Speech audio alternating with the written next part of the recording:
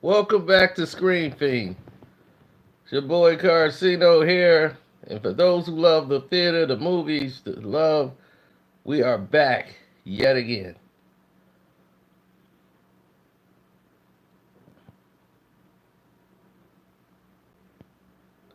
Now, many of you don't know a lot about Star Wars, the originals, because you probably wasn't born.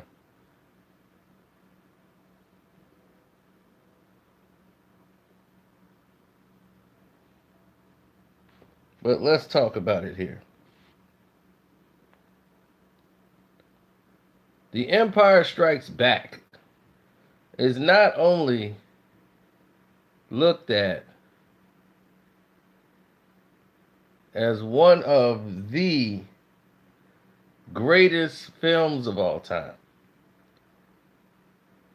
It is not like, no looked at as just a great sci-fi movie, great, one of the Star Wars franchise. It's looked at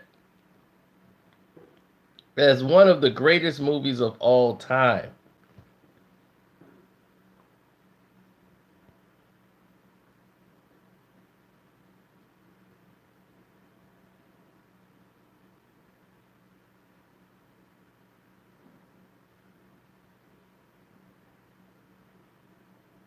And when Star Wars came out in 1977,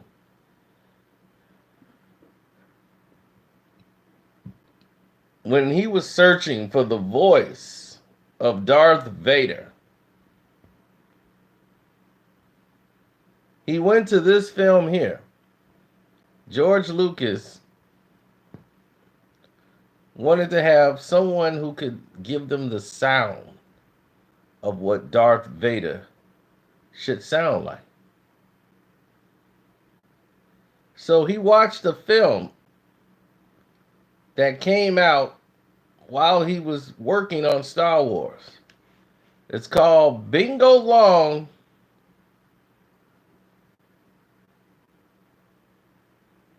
and the All Stars, and his Traveling All Stars and the Motor Kings. And this story is about a black all-star Negro team going in there, traveling the Midwest, making money, and upsetting the Negro Leagues in the process.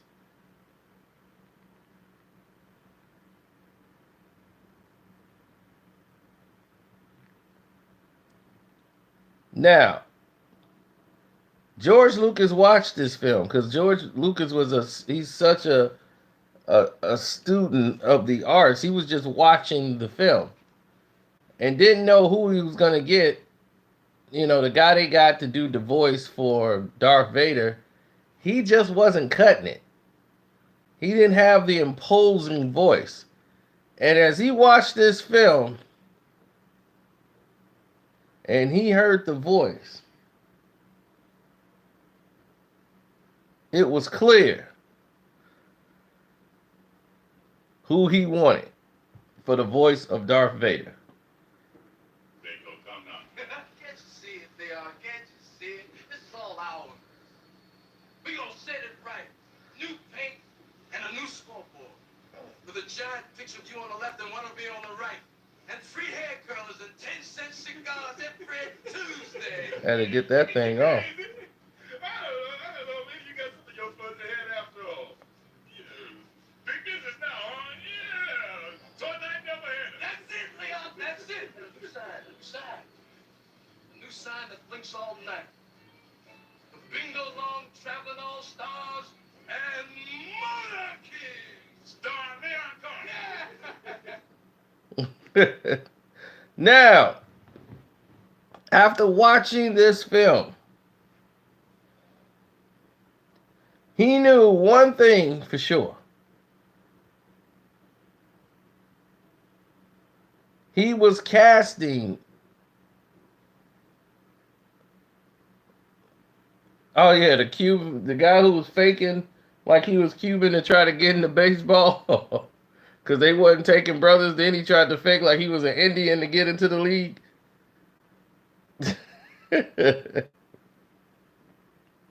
Now, what made this? Then in the end, when they started about taking the brothers, he was like, "Man, ain't this something?" Now they taking brothers.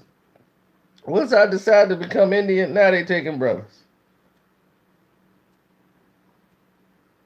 Bootney Farnsworth Esquire.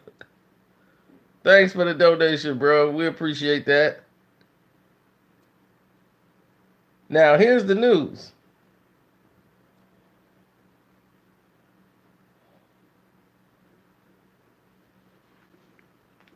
Let them wait. I'm talking to my son. James Earl Jones.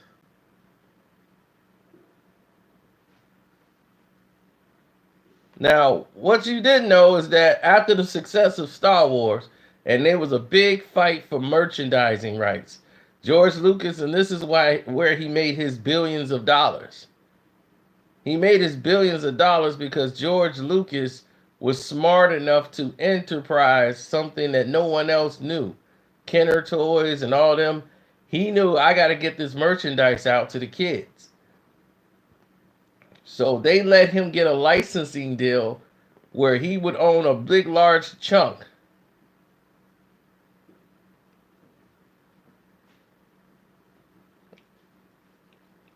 of the percentage.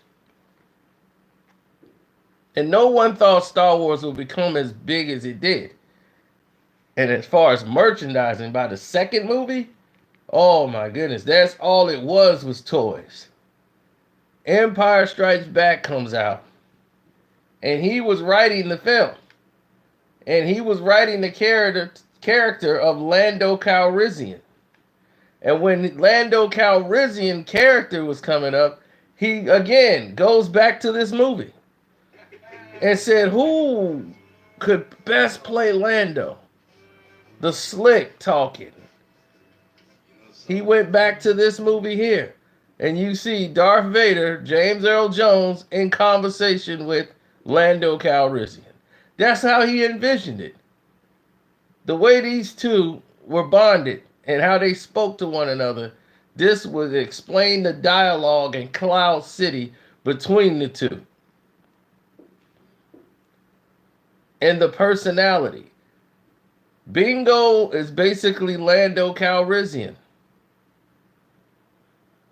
A man of the people. Businessman. But always suave, fly, debonair.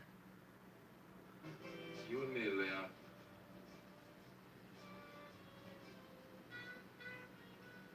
We can't never lose. Never. And that's how it was.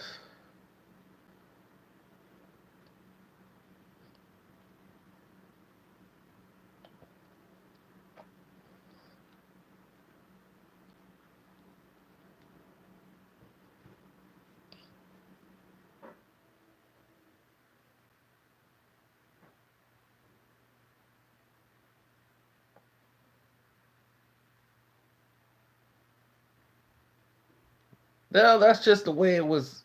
It was set out to be. It was laid out to be, and it was like, okay, this was meant to be, and it was genius for him to go to this film and say, "That's my Lando Calrissian."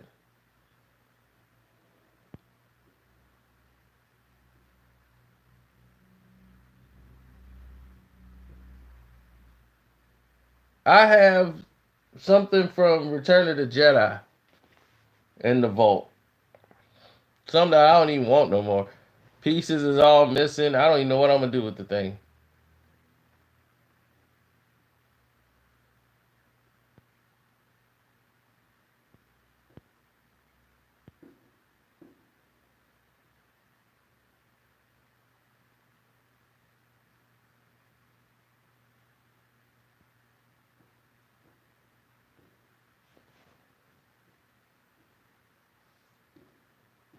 Yep. So now, another secret of the Empire Strikes Back. George Lucas is not going to direct this film. He wanted to make sure he casted it, but he wasn't going to direct the film. Now, here is the reason why. They were working on a deal with Steven Spielberg. Steven Spielberg wanted them involved because he was not only working with E.T., the extraterrestrial, and working on the big E.T. film that he was talking about, this extraterrestrial being from outer space.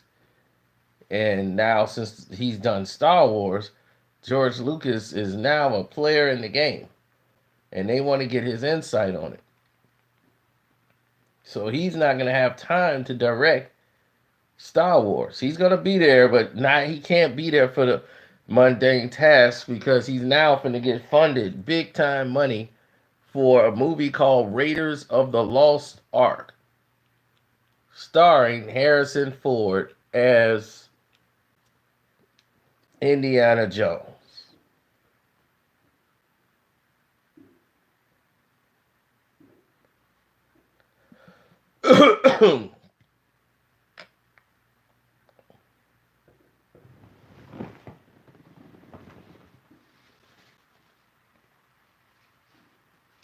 Now, Empire Strikes Back is getting ready to come out.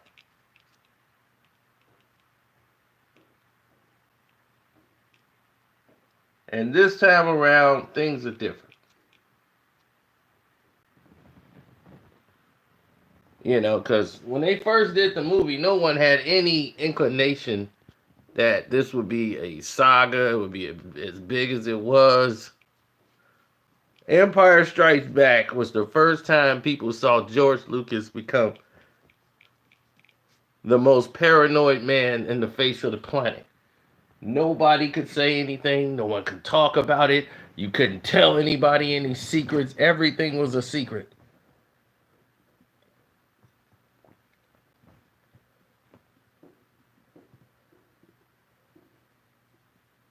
Including who was Luke's father. Everybody in the movie thought Obi-Wan was his father. And for some reason, that worked with everybody. Even though they just filmed the first film, it made sense and resonated to everybody on the set that the father was actually Obi-Wan Kenobi. People were like, okay, that makes sense. I'm like, where? On what planet does that make sense? That makes zero sense. Old Ben gonna end up being his dad. I knew that was his daddy. I'm like, that doesn't make any sense.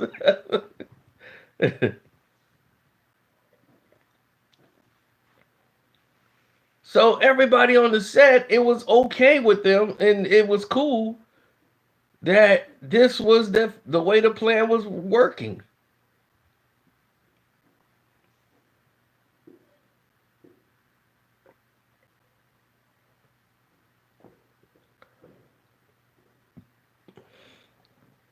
I mean, no one knew. The first person to know anything about it, and I mean anything, was James Earl Jones. On the day they were shooting, he got the line, and it says, "No, Obi-Wan is your father." That was crossed out, and it says, "No, I am your father."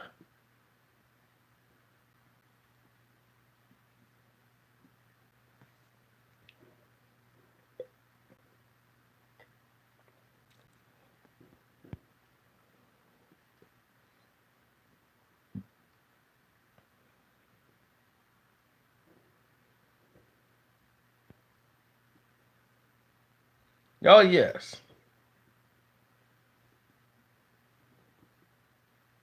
No, no.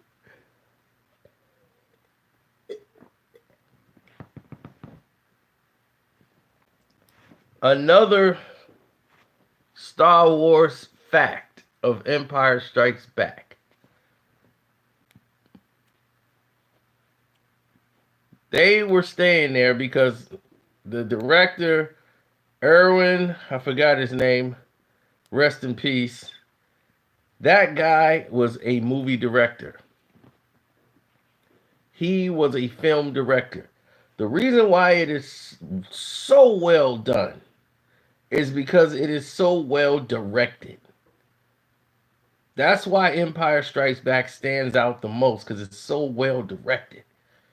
From the way the music hits, the way the Imperial Knights come in when they have the music, when they have the entrance of Darth Vader. Dun, dun, dun, dun, dun, dun, dun, dun. I mean, they made it like the Imperial Knights were like the Germans getting ready to invade. You felt the impact from that opening stanza. You felt the presence of Vader, something you really didn't see too much of in the first film.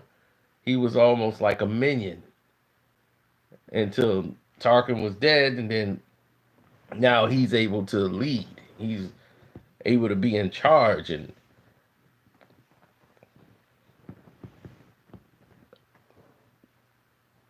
running the galaxy from the ships.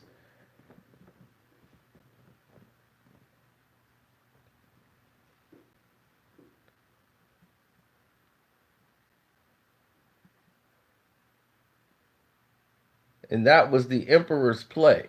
The Emperor was going to have a bigger role in The Empire Strikes Back, but they decided to hold off on having him have a bigger role as he explained why they use Star Destroyers, why they are not in one location, because you're easier to be ambushed when you're on land. But if you're out in space and you're always moving, it's hard for your enemies to plot an attack on you when they don't know where you're going and trying to get to your Star Destroyer and destroy what they have. It's very hard to accomplish. So if they had a military battle station in space, then therefore it would free them from attacks from villains or people who rebels wanted to attack them. So to preserve themselves, they stayed in constant motion by staying on Star Destroyers and staying out in space. And that's how they traveled. The Emperor, once he was, after the time you saw him there, he almost never, ever was on land again. He ruled everything from space.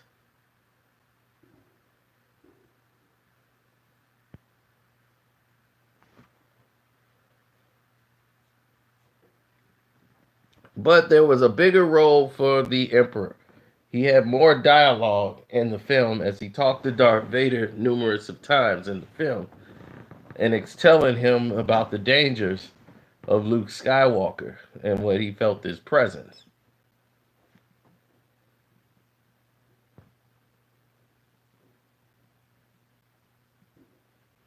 Now,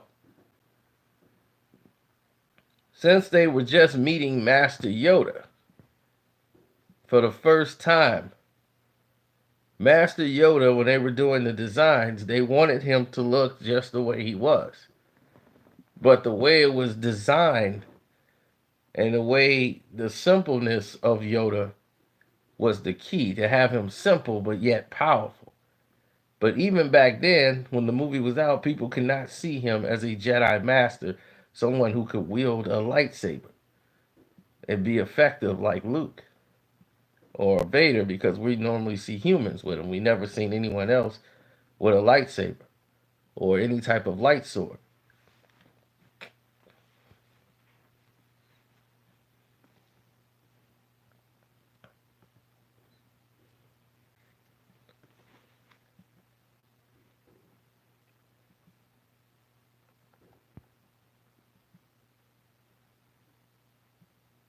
Well, yeah, we this is the first person besides Obi-Wan Kenobi, who we saw was old with a laser blade, that we saw was powerful with the Force. And we saw that once he was able to pick up the ship out of the swamp with just two fingers.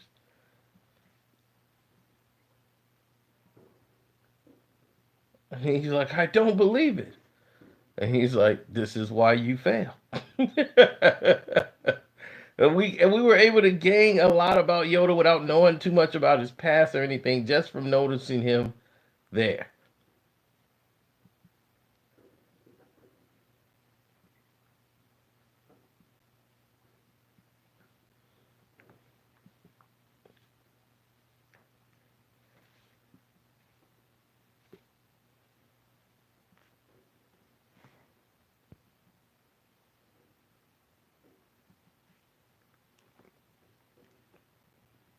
Oh, definitely.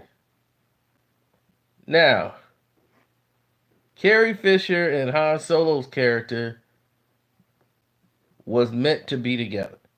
Now, in the original script, Lucas swears up and down that George Lucas swears up and down that it was his perfect design to have Luke and Leia be twin brothers and sisters. That was in the plans all along. I have a hard time believing it. Because there was no real reference to that until this second film, Empire Strikes Back. Everybody who's worked on the film and seen the original scripts, they said this turned with the fact that everyone assumed in the first Star Wars that Luke was gonna get Leia and Luke and Leia was gonna be the new darling couple, and that's it.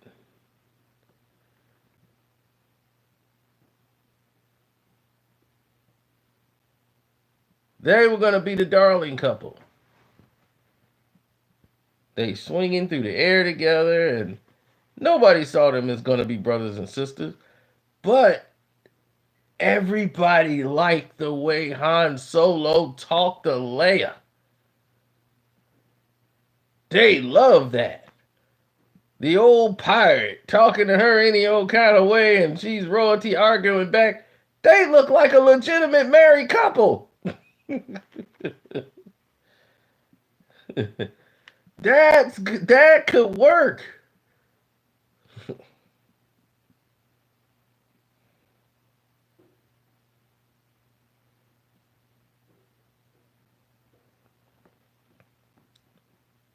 So when they put that together, it's like, okay, that can work. Now we got something that can go ahead and work together.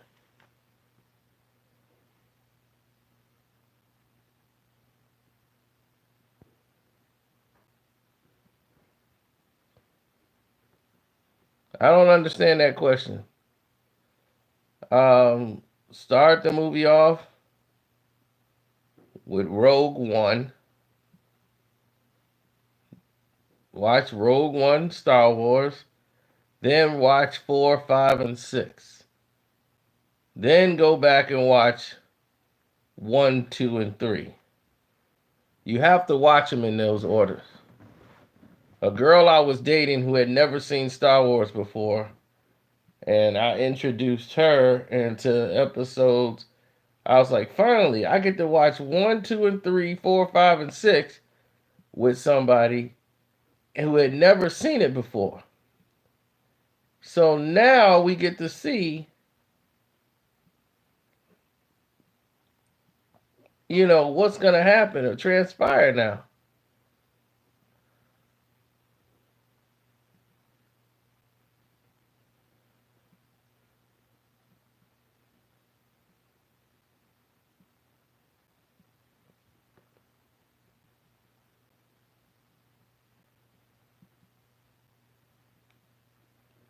And what happens if you watch 1, 2, and 3? It takes away from 4, 5, and 6 because you know everything. So when he says, "No, I am your father," you're gonna be like, "Yeah, we know that." What's the big surprise there? Everybody knows you're the kid's father. And see, that's what it did it for her. She was just like, "Oh yeah, that's his father. Yeah, that's the kid's father." She knew that all through four. Like, oh my god, he gonna destroy his son. He don't even know that's his son. I'm like, oh my god, yeah, you gotta watch. I screwed this up. But now I know. You gotta watch 4, 5, and 6, then 1, 2, and 3. You cannot watch 1, 2, 3, 4, 5, 6.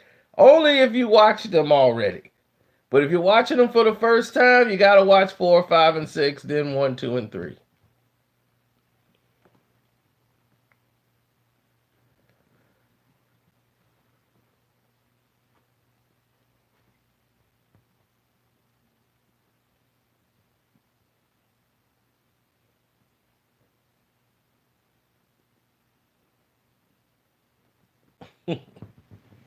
I know, Pappy.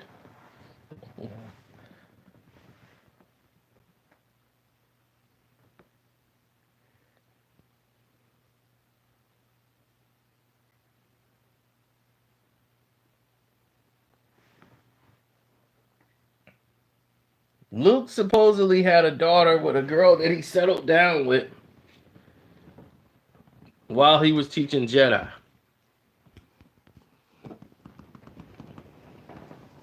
That's who everyone assumed Rey was. Aren't they about to come out with another movie? Of course they coming out with another movie. Episode 9 comes out. In less than the Star Wars trailer will be released. The first trailer will be released in the next 6, 7 days. 6 days from now, you will see that Star Wars trailer, and the Star Wars poster will be released.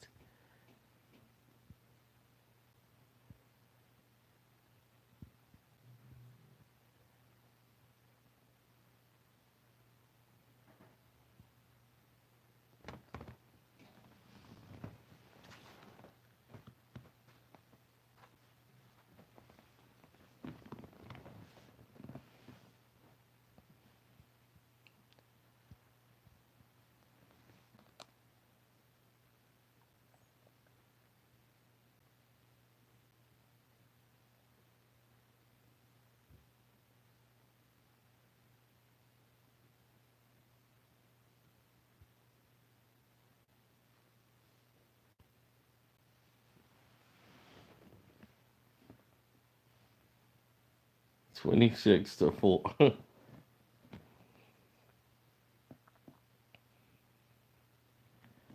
That looked like the White Sox score.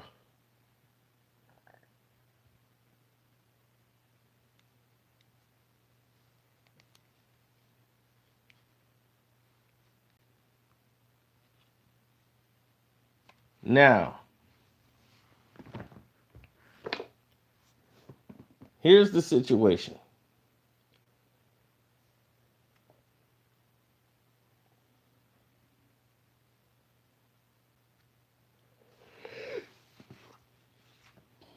And I want people to understand it. And understand it like clearly.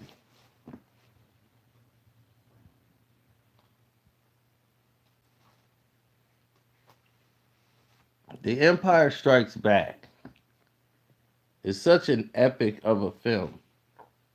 It's hard to put in place things that happens in the film that you were prepared for. It was the first time in history we had ever seen the bad guys win. The bad guys never win in the movies. That was the first time it ever happened. You guys don't know the monumental effect of that. The way people raved about Thanos walking out, that was the Empire Strikes Back feeling. No bad guy had ever won in the movies. If they won, they died right after they won. They didn't walk off into the sunset and nothing changed, really. They was like, well, the good guys did win at the end. They got away. I'm like, they escaped. Luke lost his hand. Han is frozen in ice. What did they win? The Empire strikes back. They struck back hard.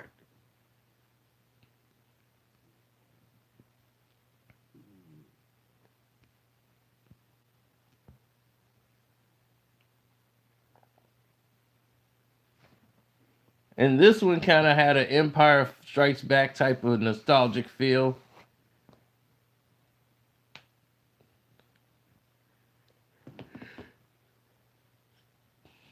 When I think Rian Johnson did a tremendous job on The Last Jedi. It was tremendous, but it had an Empire Strikes Back feel. Even though the whole throne room scene was more Return of the Jedi than anything else. It had the feel of it, the destroying of the old and moving anew. As the First Order won, basically. They won. They hunted the rebels down, destroyed the majority of them. It's only about 20 of them, of the rebels left. Out of all those people that was on those fleets and everything else, everybody gone.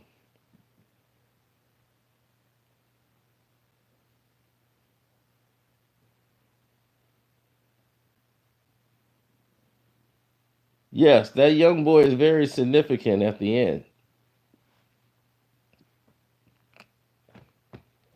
A lot of people thought that young boy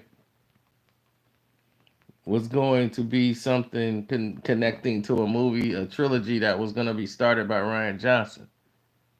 But Star Wars fans pissed Rian Johnson off so much that they've canceled the three Star Wars movies he was going to do. They just canceled it.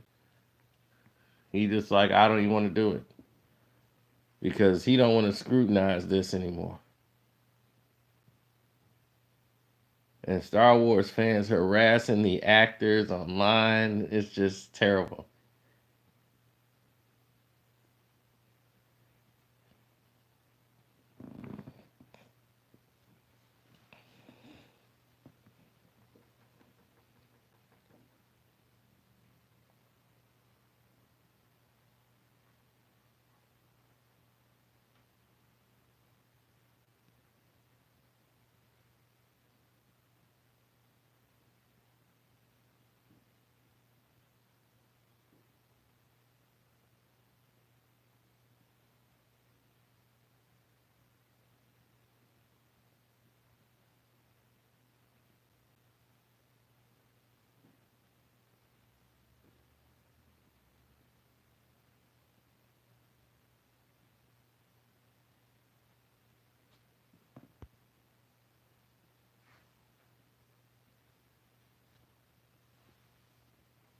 Yeah, I'm holding off because I'm going to tell you later what that meant.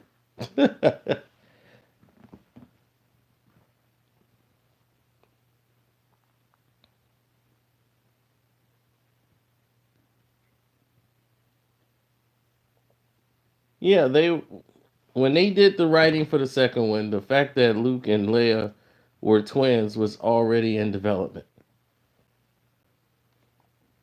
When he says no, there is another. He was working on putting Luke and Leia together at that time as twins.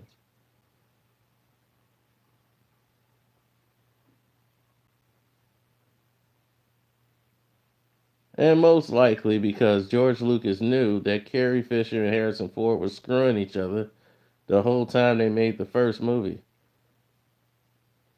She was actually screwing Harrison Ford.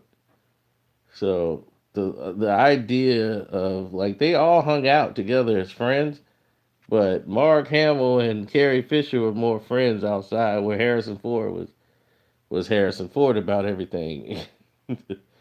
It was nailing her to the cross. So eventually, you were gonna have to just make them a couple so that it wouldn't strange things out as to why they're all hanging out.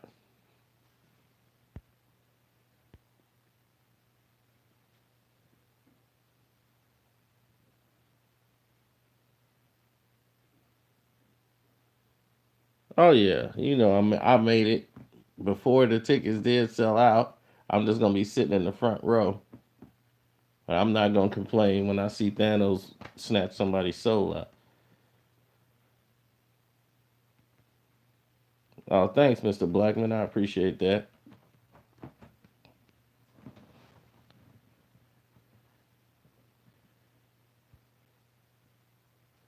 We got a lot of surprises today coming on here.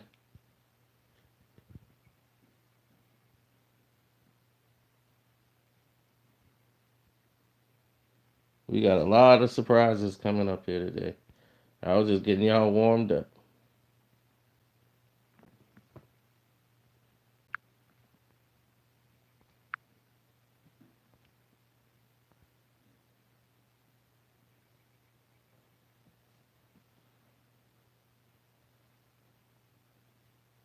So I hope y'all ready.